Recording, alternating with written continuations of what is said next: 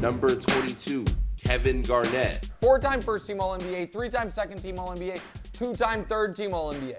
He won an MVP in 2004. He finished second 2 other times. 5 times he was top 5. He won a Defensive Player of the Year and 12 times All Defense. One of the greatest defensive players of his era. I think you could argue the best defensive players who also impacted you on offense. So I'm not talking about Ben Wallace or Dennis Rodman. I'm talking about guys who could drop 30 on you and were great defenders. One would argue of the last 30-some years, it's Akeem, Duncan, and then Kevin Garnett. He won the rebounding title 4 times from his age 21 season through the year he won the championship in Boston. So that's 11 years, because his career numbers are hurt by the fact that he came into the league at 18 and he played super long. But if we take his 11-year prime, age 21 season until the title year in Boston, he averaged 22 points, 12 rebounds, 5 assists, and 3 steals and blocks combined. He is one of only 2 guys his height or taller with 5,000 assists or more. It's him and Kareem. 6'11" guys with at least 5,000 assists. And so his passing is underrated. Now, the postseason stuff with KG is difficult because he does have 2 finals appearances, and I would argue he was the best player on the 08 Celtics. I think it's inarguable. It's certainly inarguable he was the best player that regular season. Paul Pierce won finals MVP. I think it should have gone to KG. The next year, he got hurt, and then he's on the team, obviously, in 2010. At that point, is he still the best player? I'm not sure. They lose that brutal 7th game to the Lakers and Kobe. However, prior going to Boston, he went to the playoffs seemingly every year in Minnesota and got out of the first round once. So let's talk about this. In 2003, when he had 5 straight first-round defeats, he has 35-20-7 and 33-14-4-4 to go up 2-1 on the defending champion Lakers in 2003 in round 1. Averages for the series, 27 points, 16 rebounds, 5 assists. But they lose the next 3, and they go home in round 1 again. How much is that on him? Not much. Second best player on that team was Troy Hudson. But it was once again a first-round exit. The next year, he finally got some help. Latrell Sprewell, Sam Cassell. And they got to the Western Conference Finals. The run there, first game of the playoffs, he throws up a 30-20. He averaged 26, 15, and 7 that series against Denver for his first career series victory.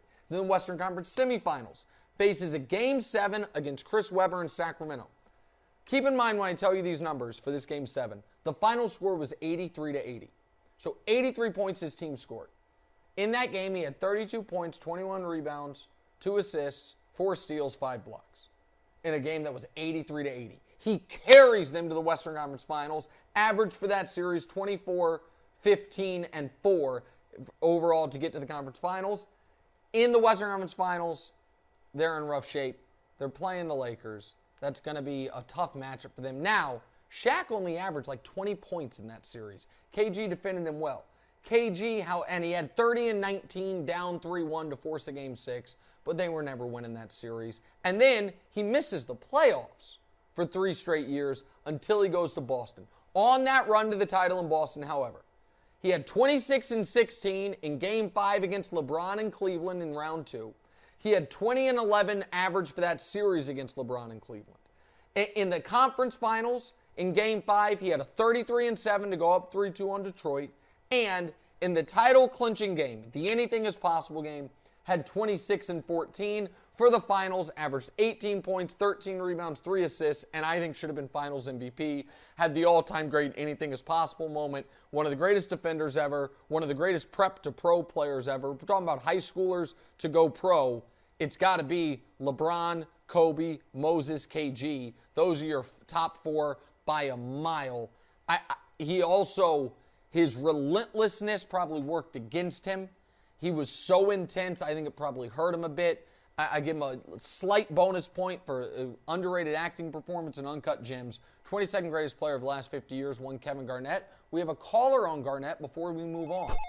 Hey, Nick, it's your old friend, Mr. Kilborn. I'm a big fan of yours. However, your East Coast snobbery is showing. You're treating Minnesota like a flyover state. KG is a Timberwolf, not a Celtic.